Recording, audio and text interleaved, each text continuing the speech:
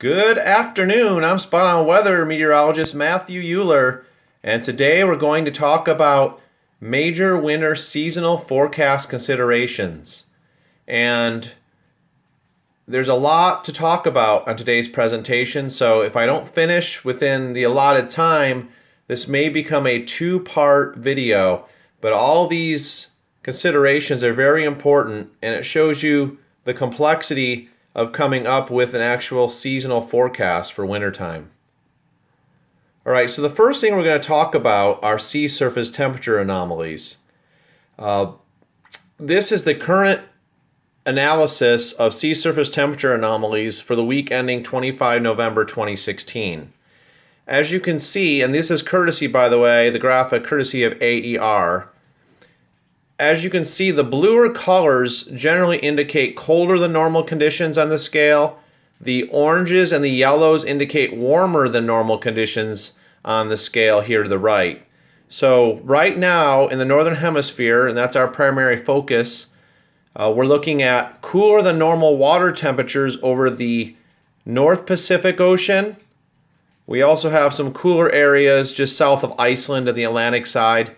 And then you'll notice some cooler water area below normal sea surface temperatures from the coast of South America extending towards the equator and across the equator in the equatorial Pacific.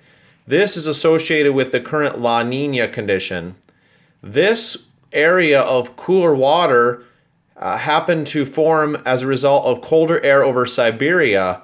And as that colder air developed, extremely cold air developed over Siberia, and separated warmer air over the Asiatic continent, you had a stronger jet stream that really moved off the coast of Asia and basically took the cold air from Siberia out over the North Pacific and cooled those waters down.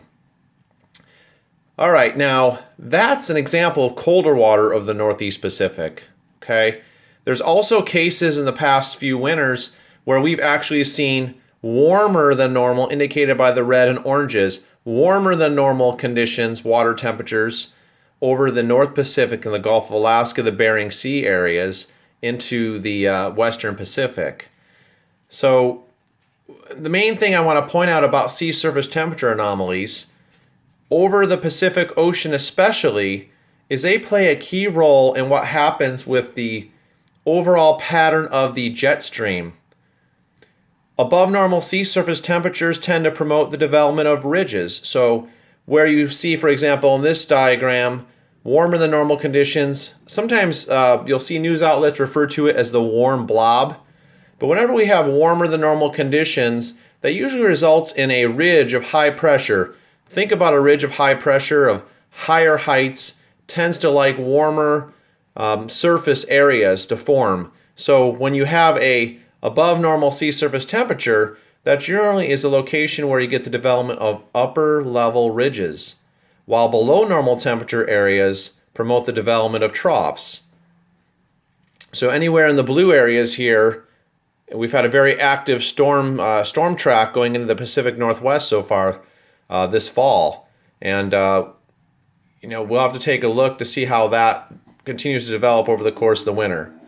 Now this can play a major role, like I mentioned, in the development of the long wave pattern, where the jet stream, how the jet stream sets up, the configuration of it, whether it's more west to east zonal, or whether you get a trough out here, which generally pumps up a ridge east of it, and so on. So sea surface temperature anomalies, colder water over the Northeast Pacific versus warmer water is key. All right, and then as I mentioned in previous videos, in developing a seasonal winter forecast, we have to look at Arctic oscillation. I'm using the same graphics from a previous video, but with a positive phase Arctic oscillation, or AO, that teleconnection usually have, with a positive phase, more of a zonal jet stream from west to east, from the west coast of the United States across to the east. All right, so you generally have lower pressure at the poles area. Temperatures are generally colder and remain colder up here in the polar regions, while warmer temperatures remain over the southeast U.S. and the southern U.S. as a whole. So it's a generally Pacific flow of air, maritime air coming in off the Pacific, a lot milder situation with a positive phase Arctic oscillation in the winter. Now in a negative phase, you have a big ridge of high pressure that sets up over the Gulf of Alaska or off the west coast of the United States, also known as a positive Pacific North American pattern, PNA, and a trough that develops downstream of that ridge, which allows much colder air to filter southward. With a negative phase, AO, you get much colder air that comes southward out of Canada. And you notice the difference here. High pressure with a negative phase at higher latitudes versus positive phase AO where you have lower pressure. So there's a big difference in the jet stream configuration with teleconnections just as much as there is with sea surface temperature anomalies. Another teleconnection that we look at or consideration in developing a winter seasonal forecast is a North Atlantic Oscillation, or NAO for short. When you have a negative mode or phase of the NAO, the North Atlantic Oscillation, you generally have a deep trough, colder and snowier pattern over the eastern United States in winter. You usually have warmer conditions and less sea ice just to the west of Greenland over the waters. And then you usually get this blocking Greenland high. All right, a big ridge that bumps up into Greenland, and then a trough into Western Europe. So a cold and drier Western Europe as a result of a negative NAO. With a positive NAO, you generally have a milder or warmer above normal type condition for the eastern United States. It's colder and there's more sea ice to the west of Greenland. Notice there is no huge ridge with a positive mode of NAO. There's no huge ridge into Greenland, also known as a Greenland block. And then it's warmer and wetter in the Western European area. So there's a big difference in how the jet stream sets up the long wave pattern with the North Atlantic Oscillation as well. We've also talked a lot about the Madden-Julian Oscillation, or MJO.